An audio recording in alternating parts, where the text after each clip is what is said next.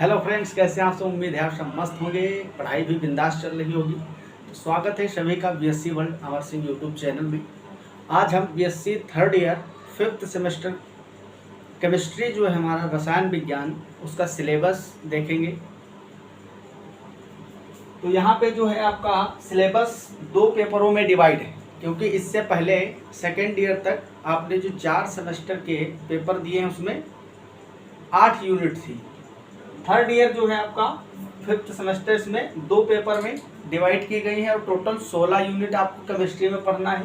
Paper first में जितना भी मटेरियल है वो सब ऑर्गेनिक केमिस्ट्री का है। क्या है? Organic chemistry. इसमें पहला चैप्टर जो है या यूनिट आप बोले chemistry of alkanes and cycloalkanes, मतलब ये जो है चैप्टर पहला, इसमें आप क्या पढ़ेंगे। सबसे पहले हम सिंपल प्रॉपर्टीज पढ़ेंगे एल्केन की। आप लोग सब जानते ही होंगे एल्केन क्या होता है, ठीक है, सामान्य सूत्र भी उसका पता होगा। और साइक्लो एल्केन्स इस तरीके से समझिए, जैसे इथेन होता है CH3 इथेन, अगर कार्बन कार्बन के बीच में सिंगल बॉन्ड होगा तो उसको हम एल्केन बोलते हैं। एल्केन एक प्रॉपर ग्रुप है, ठीक है, हाइड्रोकार्बन है। हाइड्रोकार्बन में ही आपका एल्केन है, साइक्लो एल्केन है, एल्कीन्स है, एल्काइन्स है, सब हाइड्रोकार्बन में आते हैं। जैसे पेट्रोलियम जो होता है आपका, कैरोसिन है, और LPG गैस जो होती है, सब क्या होते हैं? हाइड्रोकार्बन्स होते हैं। तो डिटेल में एल्केन्स का जनरल कैरेक्टर पहले पढ़ेंगे, कुछ जनरल फीचर्स होते हैं इनके। फिर केमिकल और फिजिकल प्रॉपर्टी पढ़ेंगे, इनके रिएक्शन पढ़ेंगे, किन किन परिस्थितियों में एल्केन्स रिएक्शन करते हैं, अलग अलग रिएजेंट से रिएक्शन पढ़ना पड़ेगा। प्लस साइक्लो एल्केन्स, ये जो है साइक्लो एल्केन्स, इसका फॉर्मेशन कई बार पूछा जाता, बहुत इंपॉर्टेंट है। तो साइक्लो एल्केन्स जो होते हैं, चक्रीय एल्केन इनको बोला जाता है। ये इस तरीके से होते हैं, जैसे कि ये साइक्लोपेंटेन है, ये आपका साइक्लो ब्यूटेन है, इसी तरीके से साइक्लो हेक्सेन होता है। तो ये जो होते हैं स्ट्रक्चर, इन सब के बारे में, इनका फॉर्मेशन कैसे होता है, किस तरीके से ये रिएक्शन करते हैं अलग अलग रिएजेंट से, इन सब के बारे में डिटेल में पढ़ना है। सेकेंड चैप्टर है आपका केमिस्ट्री ऑफ एल्कीन्स। इसमें हम टोटल एल्कीन के बारे में पढ़ेंगे। एल्कीन जो है बहुत ज़्यादा इम्पोर्टेंट है, समझे, क्योंकि एल्केन, एल्काइन और एल्कीन में सबसे ज़्यादा महत्वपूर्ण एल्कीन्स होते हैं। इसमें आपका आता है सिंपल स्ट्रक्चर जो है CH2 डबल बॉन्ड CH2, ये सबसे छोटा मेंबर होता है एल्कीन का। एथीन, जिसमें भी कार्बन कार्बन के बीच में डबल बॉन्ड होगा, उनको हम एल्केन्स बोलते हैं। इसके बेसिक क्या क्या प्रिंसिपल्स हैं, क्या फीचर होते हैं, इनका फॉर्मेशन कैसे किया जाता है, एल्कीन है, प्रोपीन है, प्लस इनके केमिकल रिएक्शंस बहुत इंपॉर्टेंट है। एल्केन्स जो है बहुत सारी केमिकल रिएक्शन शो करते हैं, उन सब के बारे में डिटेल में पढ़ना है। कंप्लीट एल्कीन का डिटेल पढ़ना है। फिर हम फिजिकल और केमिकल प्रॉपर्टी देखेंगे, जैसे बॉइलिंग पॉइंट है ना, मेल्टिंग पॉइंट होता है, इन सब चीज़ों के बारे में डिस्कशन करेंगे। तो इसमें जो है आपका इसी तरीके से साइक्लो एल्कीन्स भी इसमें आ जाएगा। यही जो आपने पेंटेन ऊपर बनाया है, इसी में आप डबल बॉन्ड लगा देंगे तो ये साइक्लोपेंट इन बन जाएगा। क्या बन जाएगा? साइक्लोपेंट इन। सेम इसको अगर एक यहाँ पे डबल बॉन्ड लगाओगे तो ये बन जाएगा साइक्लोब्यूट इन। अगर 2 डबल बॉन्ड लगा दोगे तो ये डाई इन बन जाएगा, cyclo 1,2 butadiene, cyclo buta 1,2 diene. तो इस तरीके से आपके एल्कीन हो जाएंगे। एल्कीन में भी हम कंप्लीट डिटेल पढ़ने वाले हैं। थर्ड चैप्टर जो है हमारा, थर्ड चैप्टर में हम पढ़ेंगे केमिस्ट्री ऑफ एल्काइंस। एल्काइन मतलब जिसमें कार्बन कार्बन के बीच में ट्रिपल बॉन्ड अगर होगा 2 कार्बन के बीच में तो उसको हम एल्काइन बोलते हैं। एल्काइन के general character, chemical reactions, physical and chemical properties detail में पढ़ने वाले हैं। चैप्टर 4 है आपका aromaticity and chemistry of arenes. Arene क्या होता है? जैसे बेंजीन जो होता है आपका, इस तरीके से बेंजीन, इसको बोलते हैं हम एरीन। क्या बोलते हैं? एरीन बोलते हैं। तो बेंजीन और इसके सब्स्टिट्यूएंट, इसमें जैसे आप यहाँ पे क्लोरीन लगा दिए तो ये बन गया क्लोरो बेंजीन, है ना। अगर इसमें आपने नाइट्रो ग्रुप लगा दिया, बेंजीन में NO2 लगा दिया तो ये नाइट्रो बेंजीन बन जाएगा। ये सब एरीन्स डेरिवेटिव बेंजीन के व्युत्पन्न होते हैं। तो जो भी बेंजीन रिंग जिसमें होगी उसको हम एरीन बोलते हैं। क्या बोलते हैं? एरीन। और ये एरोमेटिक होते हैं। आपने पढ़ा होगा एरोमेटिक, नॉन एरोमेटिक और एंटी एरोमेटिक, 3 पार्ट में हम डिवाइड करते हैं जो साइक्लो एल्केन्स होते हैं। तो ये एरीन्स जो हैं इसके बारे में डिटेल में पढ़ना है। प्लस ये टॉपिक है आपका 4th चैप्टर में एरोमेटिसिटी, एरोमेटिकता बोलते हैं हिंदी में। इसमें हकल्स रूल आता है, उसको हम पढ़ेंगे, ठीक है। हकल्स रूल के कुछ पॉइंट है उसको पढ़ा जाएगा और एरोमेटिसिटी का डिटेल में आपको अध्ययन करना पड़ेगा। चैप्टर 5th जो है इसमें हम केमिस्ट्री ऑफ एल्कोहल की पढ़ेंगे। एल्कोहल जो होता है आपको पता है OH ग्रुप कंटेनिंग जो कंपाउंड्स होंगे उनको हम एल्कोहल बोलते हैं।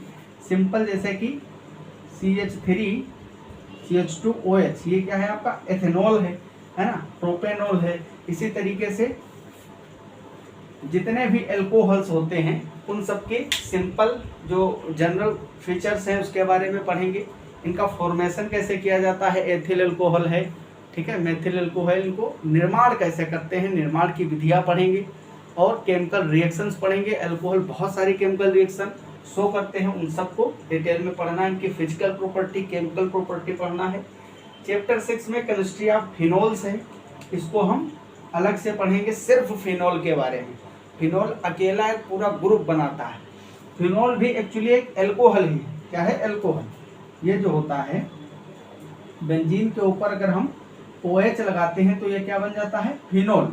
अब आप सोच रहे होंगे सर इसमें एल्कोहल लगा है, OH ग्रुप, तो ये एल्कोहल हुआ, लेकिन इसको एल्कोहल की कैटेगरी में नहीं रखते हैं। क्यों? क्योंकि यहाँ पे आपको पता है रिजोनेंस कैरेक्टर होता है, यहाँ पे आंशिक डबल बॉन्ड बन जाता है, पार्शियल डबल बॉन्ड। तो ये बॉन्ड जो होता है वो सिंपल एल्कोहल की तरह बिहेव नहीं करता है। इसकी जो प्रॉपर्टीज हैं वो एल्कोहल से थोड़ा डिफरेंट होती हैं। बहुत सारी चीज़ें हम फिनोल के बारे में समझेंगे। फिनोल का फॉर्मेशन कैसे होता है, केमिकल रिएक्शन क्या होती है, फिजिकल और केमिकल प्रॉपर्टीज के बारे में पढ़ेंगे। चैप्टर 7 जो है इसमें हमको केमिस्ट्री ऑफ ईथर पढ़ना है। ईथर क्या होता है? ROR। इसमें विलियमसन ईथर सिंथेसिस से काफ़ी इम्पोर्टेंट कंसेप्ट है जिसको समझेंगे। बाकी भी बहुत सारी मेथड हैं जिसके थ्रू हम ईथर का फॉर्मेशन करते हैं। ROR, R जो है आपका यहाँ पे एल्किल ग्रुप है। क्या है? Alkyl group. यहाँ पे मेथिल हो सकता है, प्रोपिल हो सकता है, या अलग अलग कार्बन की चेन्स हो सकती हैं दोनों ओर, ठीक है। ROR ये ईथर है। सिंपल जो इसके कैरेक्टर्स होते हैं उसकी बात करेंगे पहले, फिर जितने भी मेथड हैं ईथर को सिंथेसिस करने वाले उसको हम पढ़ेंगे। देन इसकी केमिकल रिएक्शंस के बारे में चर्चा करेंगे। फिर लास्ट में आता है ऑर्गेनिक हैलाइड्स। क्या आता है? ऑर्गेनिक हैलाइड्स मतलब जो ऑर्गेनिक कंपाउंड होते हैं, जैसे ये जो है आपका, ये क्या है? ऑर्गेनिक हैलाइड है। बेंजीन में हैलोजन लगा हुआ है, क्लोरीन, आपको पता होगा हैलोजन को X से रिप्रेजेंट किया जाता है। इसमें आपका क्लोरीन है, फ्लोरीन है, ब्रोमीन है और आयोडीन। तो ये जो कार्बनिक यौगिक हैं ऑर्गेनिक कंपाउंड्स, उसमें हम हाइड्रोजन को रिप्लेस कर देते हैं अगर हैलोजन से, तो बन जाते हैं हैलो कंपाउंड, है ना, ऑर्गेनिक हैलाइड्स बन जाते हैं, समझे। तो ऑर्गेनिक हैलाइड्स के बारे में लास्ट यूनिट है आपकी इस पेपर की, इसको कंप्लीट डिटेल में पढ़ेंगे। तो इसको आप लोग स्क्रीनशॉट कर लीजिए। फिर हम सेकंड पेपर का जो आपका मटेरियल है उसको डिस्कस कर लेते हैं एक बार। पेपर सेकंड जो है आपका, इसमें भी टोटल 8 यूनिट हैं। जैसे फर्स्ट पेपर में, सेकंड पेपर का आपका जो टाइटल है rearrangement and chemistry of group element. मतलब रीअरेंजमेंट का जो प्रोसेस होता है आपको पता होगा, अगर कोई भी फॉर्मेशन किसी रिएक्शन के थ्रू होता है प्रोडक्ट का, अगर वो और ज़्यादा स्टेबल स्टेज में जा सकता है तो हम उसमें क्या करते हैं? रीअरेंजमेंट करते हैं, पुनर्विन्यास करते हैं। तो रीअरेंजमेंट्स जितने भी टाइप के होते हैं, बहुत सारे टाइप के रीअरेंजमेंट्स हैं, सबको डिटेल में पढ़ना है। सेकंड चैप्टर है पेपर सेकंड का कैटेलिसिस, है ना। इसमें हम एंजाइम कैटेलिसिस की बात करेंगे। ठीक है, एंजाइम से रिलेटेड बात करेंगे। अब इसमें कैटालिसिस जो है कैटालेट के थ्रू होता है। जो एंजाइम उत्प्रेरक होते हैं वो दो प्रकार के हो सकते हैं, ऑर्गेनिक और इनऑर्गेनिक। इनऑर्गेनिक में मेटल आयंस होते हैं कुछ जो कि कैटालिसिस करते हैं, तो मेटल आयंस के बारे में पढ़ेंगे। और जो कार्बनिक एंजाइम्स होते हैं ऑर्गेनिक कैटालिसिस, उसके बारे में भी पढ़ना है। तो थर्ड चैप्टर में chemistry of main group element. Main group element मतलब S and P block, S and P block. S P block के जो एलिमेंट्स है उसको हम मेन ग्रुप के एलिमेंट्स कहते हैं। इसकी डिटेल में केमिस्ट्री पढ़नी है। एस और पी ब्लॉक में जैसे कि ऊपर से नीचे जाते हैं तो साइज बढ़ता है या घटता है, ठीक है। जितने भी एस और पी ब्लॉक में एलिमेंट्स हैं उनके इलेक्ट्रोनेगेटिविटी, आयोनाइजेशन एंथैल्पी, ठीक है, और इलेक्ट्रॉन गेन एंथैल्पी, जितने भी प्रॉपर्टीज होती है केमिकल प्रॉपर्टीज, और मेल्टिंग पॉइंट, बॉइलिंग पॉइंट, इन सब का ऑर्डर जो होता है दोनों ब्लॉक का पढ़ेंगे। और जितने भी एलिमेंट्स में आते हैं कंप्लीट स्टडी उसकी करना है। फोर्थ चैप्टर में chemistry of transition element. Transition element किसको बोलते हैं? डी ब्लॉक के एलिमेंट जो होते हैं। क्या होते हैं? डी ब्लॉक के एलिमेंट्स। डी ब्लॉक के एलिमेंट्स जो हैं इसको हम ट्रांजिशन एलिमेंट्स कहते हैं। इसके बारे में पढ़ना है। फिफ्थ चैप्टर में केमिस्ट्री ऑफ लेंथेनॉइड और सिक्स चैप्टर में एक्टिनॉइड पढ़ना है। लेंथेनॉइड, एक्टिनॉइड ये टोटल आपका एफ ब्लॉक के अंतर्गत आते हैं, ठीक है। 14 एलिमेंट्स हैं टोटल, 14 + 14 28 एलिमेंट हैं। 14 लेंथेनॉइड, 14 एक्टिनॉइड। ये लास्ट में पीरियोडिक टेबल में रखी रहती है, एक कॉलम बना रहता है, ठीक है, आपने देखा होगा। इसमें लेंथेनॉइड और एक्टिनॉइड होते हैं। तो इसकी कंप्लीट केमिस्ट्री के बारे में डिटेल में पढ़ना है। 7 है मेटल कार्बोनिल्स, काफ़ी इंपॉर्टेंट होता है। मेटल कार्बोनिल पढ़ना है इसमें। जैसे कि आपको पता है कोबाल्ट के बहुत सारे यौगिक होते हैं जो मेटल कार्बोनिल बनाते हैं, है ना। इस तरीके से जैसे NiCO का होल 4 निकल कार्बोनिल हो गया। तो ये जो कार्बन मोनोऑक्साइड है ये वाला, इसको हम क्या बोलते हैं? कार्बोनिल ग्रुप होता है। तो ये कार्बोनिल ग्रुप जिस भी मेटल के साथ रिएक्शन करके कंपाउंड बनाते हैं उनको हम बोलते हैं मेटल कार्बोनिल। काफ़ी बड़े बड़े इसमें स्ट्रक्चर हैं।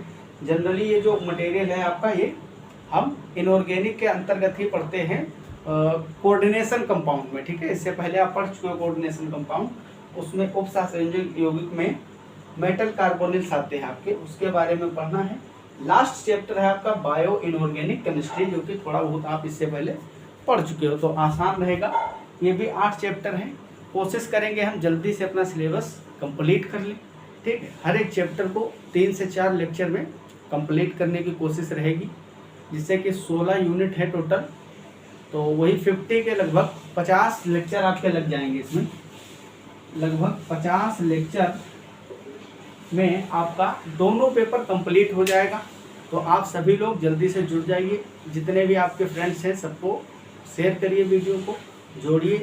जब आप लोगों की संख्या बढ़ेगी तो ज़रूर ही सिलेबस हमारा कंप्लीट होगा, है ना। थोड़ा हमको भी मोटिवेशन मिलता है। तो टोटल 50 लेक्चर लगेंगे। रोज़ नहीं अगर केमिस्ट्री दे पाऊंगा तो अल्टरनेट डे पे आपको केमिस्ट्री का लेक्चर मिलेगा, क्योंकि बाकी जूलॉजी, बॉटनी सभी क्लासें लेनी रहती हैं तो बीच में ही अरेंज करना पड़ेगा। तो इस तरीके से आपका यह संपूर्ण सिलेबस कंप्लीट होता है। अब हम कल या परसों से आपको केमिस्ट्री के लेक्चर्स मिलने स्टार्ट हो जाएंगे, ठीक है। तो मिलते हैं अगले लेक्चर में। आप लोग मस्त पढ़ाई करते रहिए। All the very best. Thanks for watching. जय हिंद, जय भारत।